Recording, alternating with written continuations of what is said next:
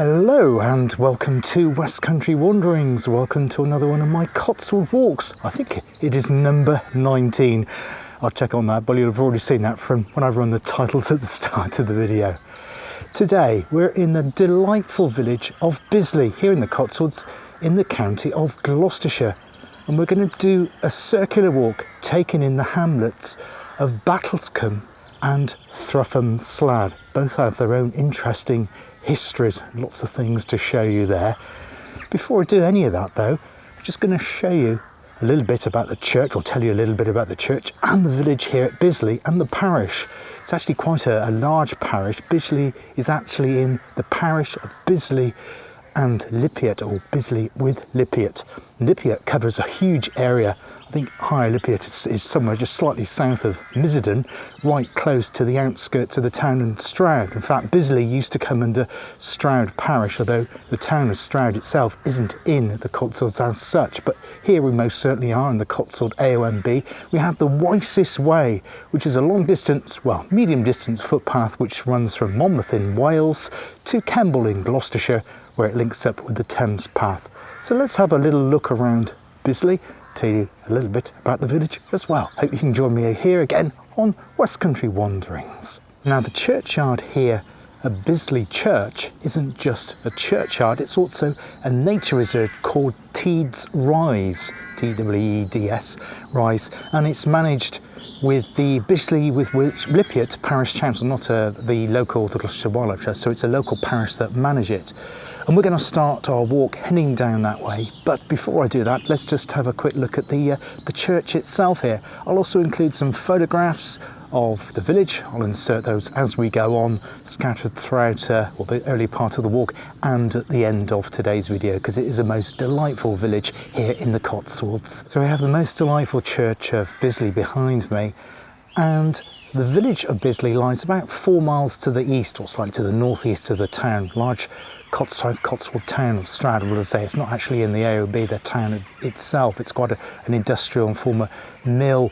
Lots of other things happened there. There was ironworks and all kinds of things which I won't go into now, but we're nowhere near that. We're in a completely different, very country area, very, very quiet and very friendly. I've had a couple of people say good morning to me as I was walking to start the film location here.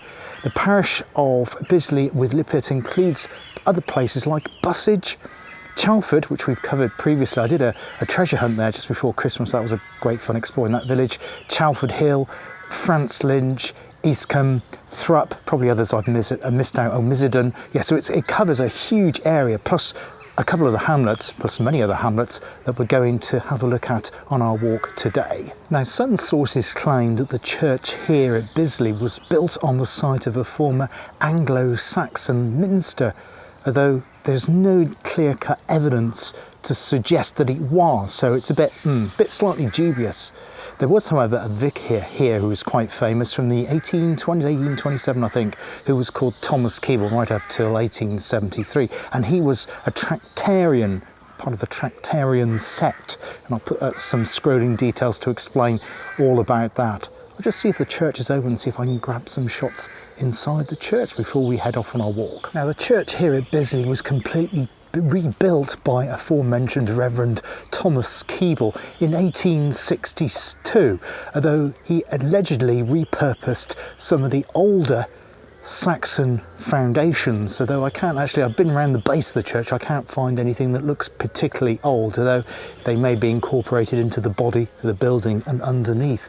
There is also some evidence to suggest that it is built near the site of a Roman villa as well, although there's no remains of that today, unfortunately, but it's still a very delightful place and particularly peaceful and beautiful churchyard here in Bisley.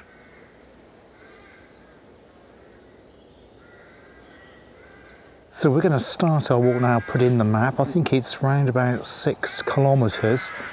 There is some ups and downs on it, not least of which at the very start, because we've got 51 steps to descend, which will take us to Bisley Well. The steps were actually restored by Corey Environmental in 2005, well, between 2005 and 2006. But you have the famous springs here at Bisley, which I believe there is still like a ceremony, like a blessing each year where they dress the well with lots of beautiful flowers and have a ceremony. I think that still goes on, but if I can find a photograph of that, I'll put that in round about now.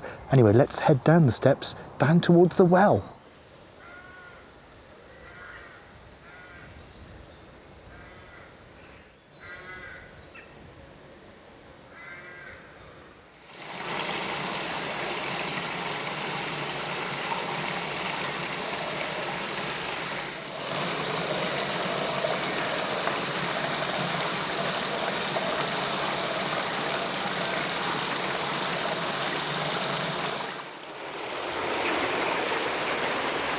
So this is a very famous and deservedly low Bisley well. What an incredible sight this is. And so hopefully I'll be able to find a photograph what it looked like when they do the well dressing. I think it's probably around this time of year as we go into spring. We're heading rapidly towards Easter as I film this in March of 2024. But yeah, this is really wonderful. What a nice start to our walk. And the sun is starting to come through the clouds as well. So our walk starts here at the bottom of the well, or the steps, shall I say, of the well. And we're going to pick up the wisest way for the first part of our circular walk here around the village of Bisley.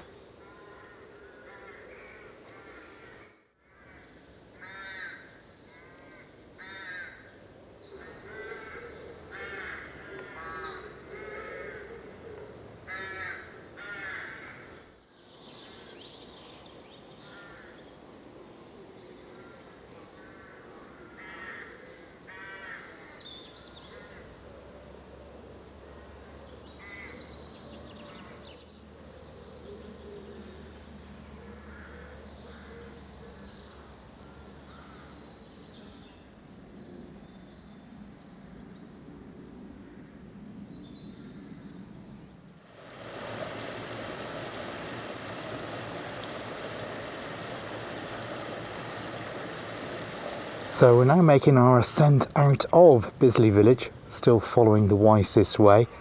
As I was expecting, the footpath is very, very muddy. At least it's dry and the sun has come out today here in the Cotswolds. Now we've gained a little bit of height. We were rewarded with some views. Sad to see that fallen tree there probably succumbed to one of the storms we had over the winter. Not helped, of course, by the very, very wet and boggy ground.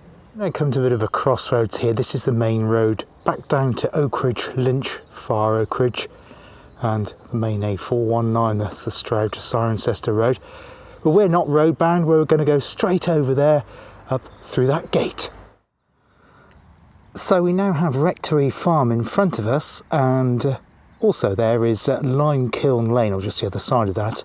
And we'll be crossing over Limekiln Lane to make our slight descent down to the hamlet of Battlescombe. And so that's looking back towards the village of Bisley. Of course, the church where we started our walk today, the spire of that is very prominent. I have read a couple of sources to say that Bisley Church spire was used by World War II pilots as a navigational aid. If you know any more information about that, I'd love to hear from you. Please drop a comment below.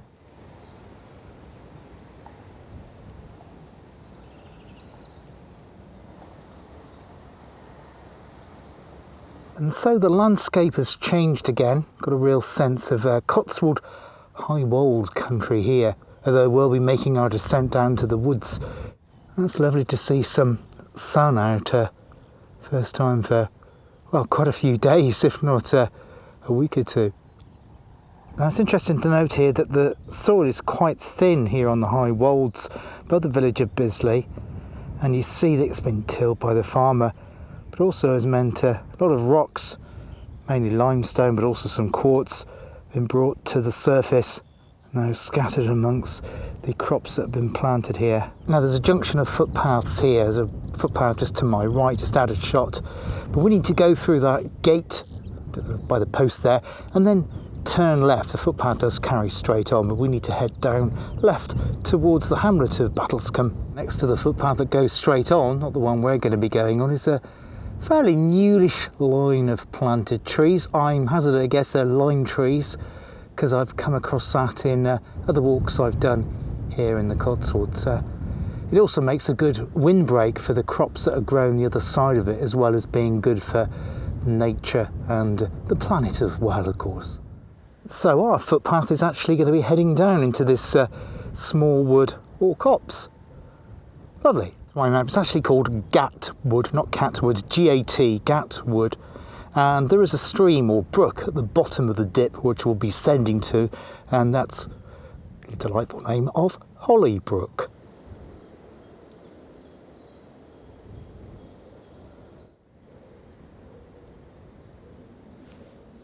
Yes, it looks like a fairly newish wood, certainly not an ancient woodland like in the Forest of Dean or the Wire Forest where I've been recently in Worcestershire. It's much newer that, but still rather delightful.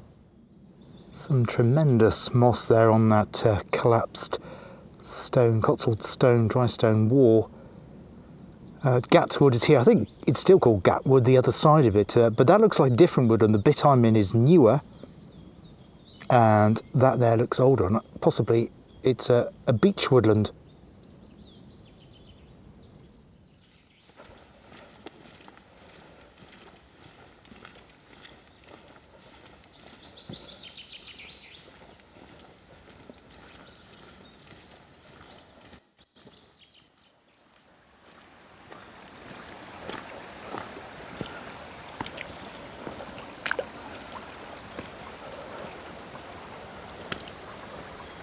Well, this is a most delightful spot indeed.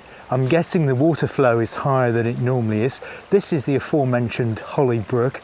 Really important stones here to enable me to cross the brook to continue on to Battlescombe.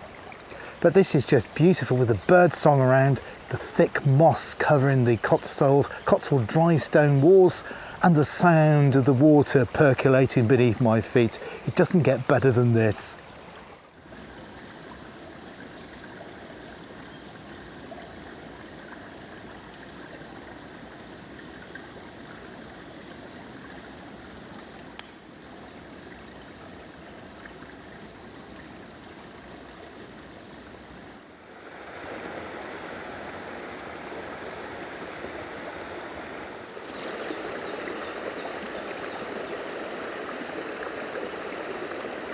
So this is the delightful hamlet of Battlescombe. Interestingly, I can't find the derivative of the name Battlescombe.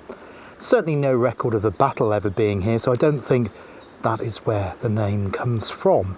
Though there is something interesting I'm hoping to discover just off the narrow lane that takes us on to Througham Slad. In order to get to that road though, we have a problem. Our footpath doesn't continue down there, nice that it is. Our footpath turns off to, well, the left of your screen.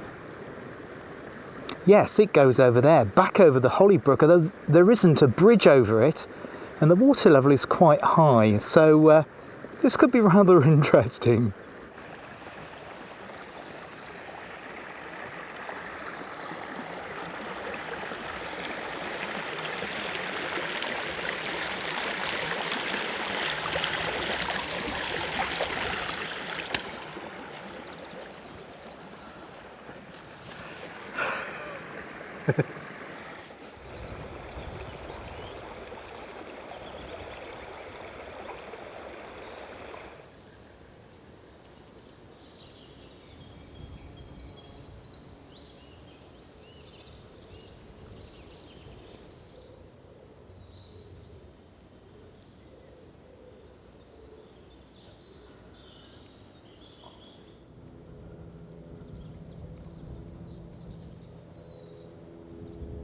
So this is the road that takes you to Lower Battlescombe, and I'm on the lookout for something which should be on the left-hand side of this lane.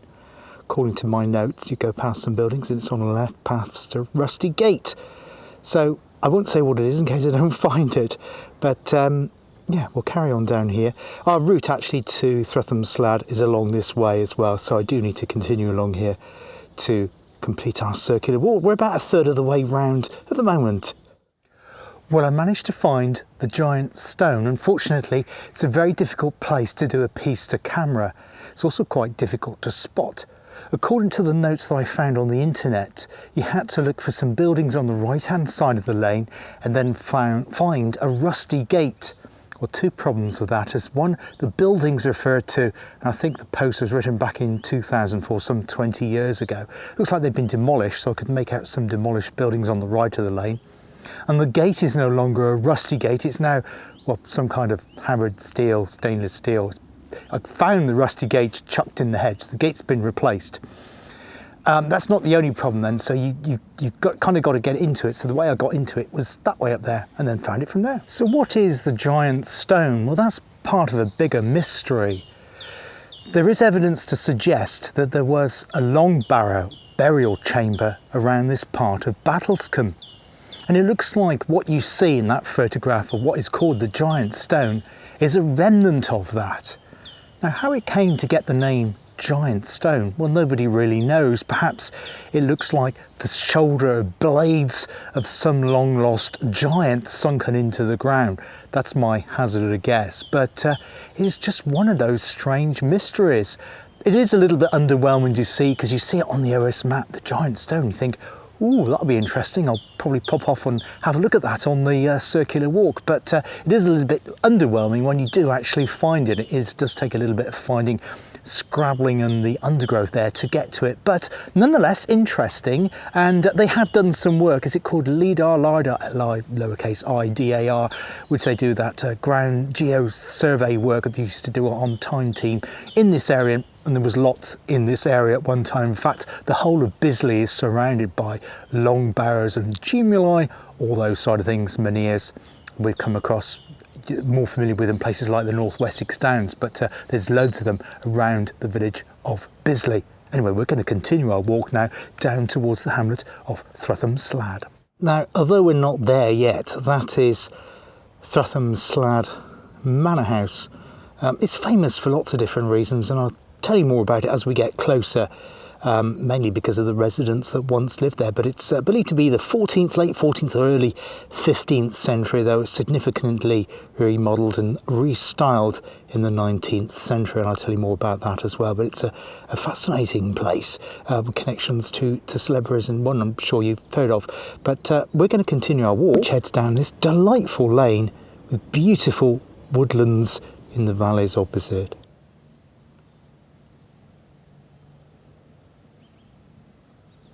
Well, this landscape around here is just absolutely beautiful. It really is stunning. It's a really peaceful, quiet place.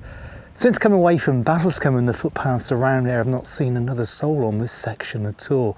And we're following the driveway, which takes you round to Througham Slad Manor House, and we'll be picking up the lane, which is an no-through lane, back into Bisley again. But I'm just savouring it here because it really is just extraordinary and gorgeous as well.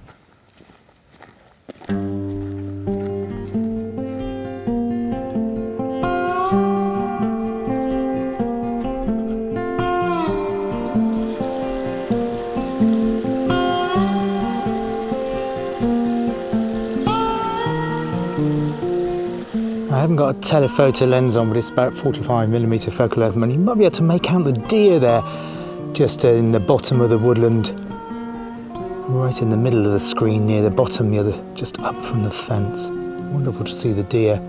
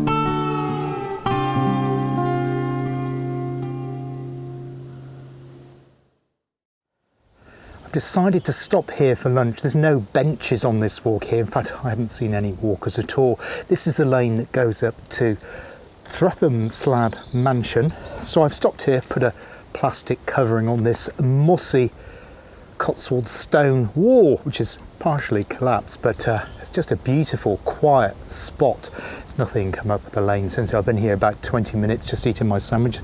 Got my tea here.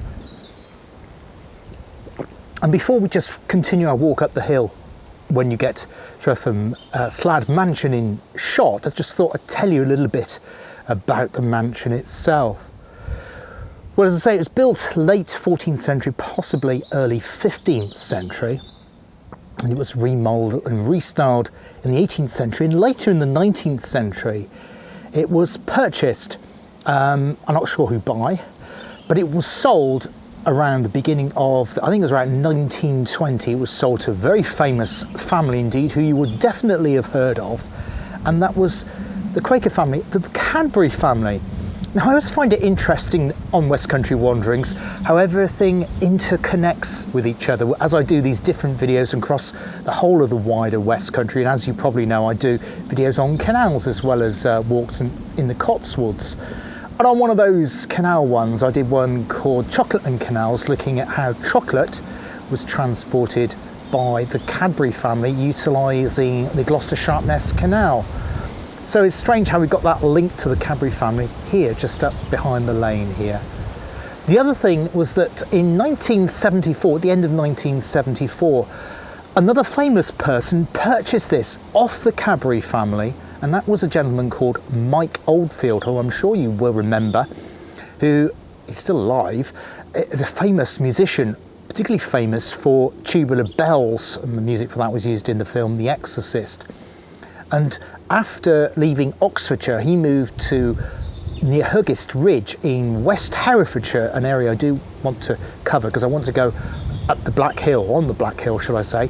I digress, Bruce Chapman and all that.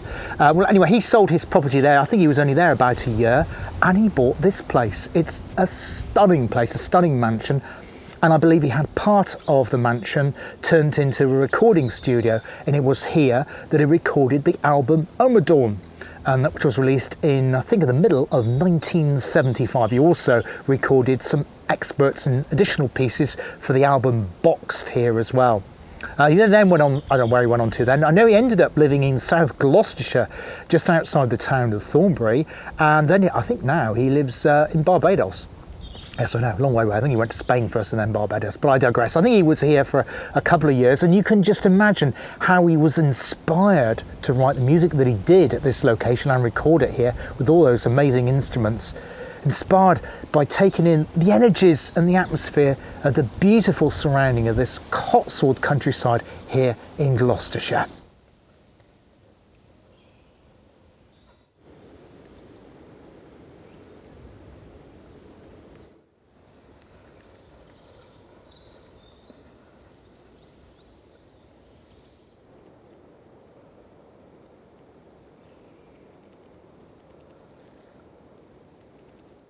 So I've been following the lane that comes out of Througham Slad Manor. I apologise, I may have called it Througham Slad Mansion, but it's actually a manor.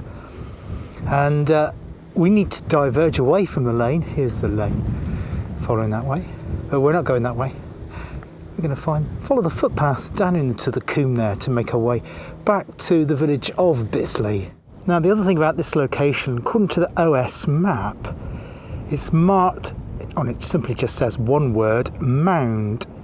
Make of that what you will. Obviously it's some kind of ancient, possibly Iron Age earthwork here at this location. You can certainly make out that it's, well, slightly odd. It's not a ordinary cultivated contour there, but it's around about there where it says mound. I'll insert the map now so you can see here, but we're going to follow the footpath around just to the right of that little tree. And also to the right of the aforementioned tree is that enormous property there. On the OS map it's marked as being Jones Slad Farmhouse. And that is some sized farmhouse. Now it looks like it's an extended domestic dwelling for somebody that's rich and famous probably.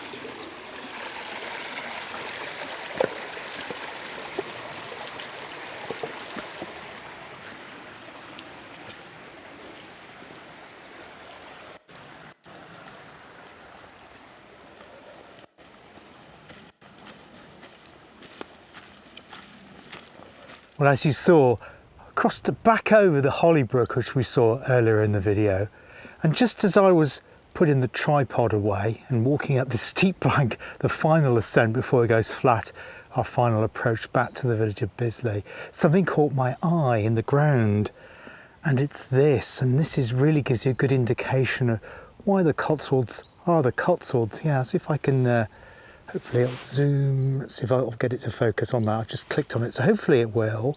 So that there is a fossil, and it's not any old fossil. It's in fact a seashell, if you like, and it's so like that because it's a reminder. It serves as a reminder that this whole area was once under an ocean, and that's of course how the Oolitic limestone, which is a key feature of the Cotswolds, the essential feature if you like, is made up of tiny bodies which died, fell into the bottom of the seabed, and their vertebrae formed the fossils, of which this is one of many. That's an amazing find. That unfortunately it's a bit mucky. I haven't got anywhere to put it, so I won't be able to take it home, but I'll take a couple of photographs of it before I do so. But great to see that. I've been really enjoying this walk today. We'll make our final approach to Bisley, and I'll close the video off in the village of Bisley and show you some photographs around the village there as well. I hope you enjoyed this walk. I certainly have. It's got up a little bit breezier now, and the sun's unfortunately gone in, but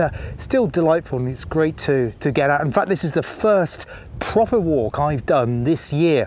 I did a shorter, flatter walk in the Wire Forest just over a week ago, but it actually wasn't that far and it was fairly flat. But this is a little bit more testing because it's been uphill and down dale, if you like. So it's been my first real proper walk of this year, so the start of the walking season, if you like, and it's getting me back into the strength to tackle the Severn away again soon.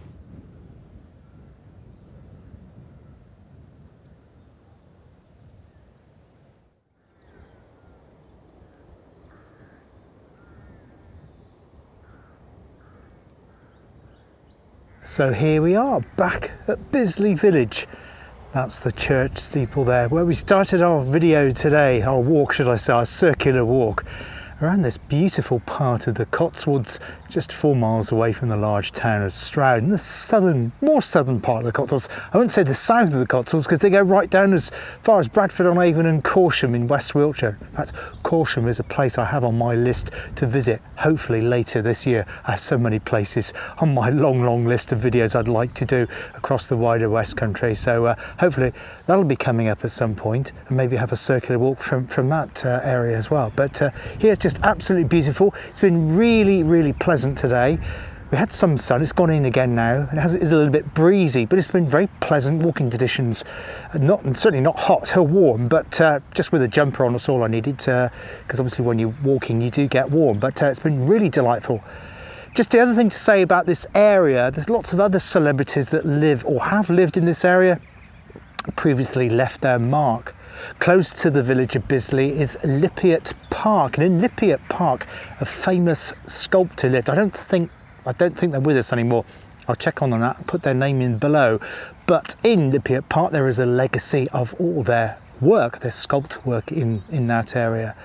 There's also Lypiat Manor, which is where the Duke and Duchess of Kent, Princess Michael of Kent, Prince Michael of Kent, should I say, and they used to be spotted in and around the town of Stroud. They no longer live there, and obviously recently, sadly, they had a tragedy in the family because their son-in-law passed away, so that's really sad. But they did live in this area, once in this area, and also there was a cancer research pioneer. I've forgotten his name. It's been a long walk. I'll put his name here because he has associations to this village as well as many other people that are too long to list, really. But it's a really interesting place, very friendly village. As I say, everybody that I saw today said good morning, good afternoon as I was walking past, so that's really good. Really pleasant village. There are a couple of pubs in the village. One of them is called the Stirrup Cup, which I think was actually used in a Doctor Who episode, and also a sitcom in the 1990s. This area has been used for filming loads and loads of times. And there's also another pub, I think it's called the Bear, I think that's right. And so yeah, they're open there. There's a shop here. There's also a place called, if you nipping into the area, about half a mile away, called the Green Shop, which is really good. It's a farm shop there, sort of a garage, and there's a cafe there as well. The other thing to mention in terms of public transport, it is a little bit limited in this area. There is a regular bus service to a place called Bussage, ironically enough, which is about just over a mile south of the village of Bisley, where there is a large housing estate. So that's well served out of the town of Stroud. Stroud itself has a railway station well served on the main line between London, Swindon and Gloucester and Cheltenham.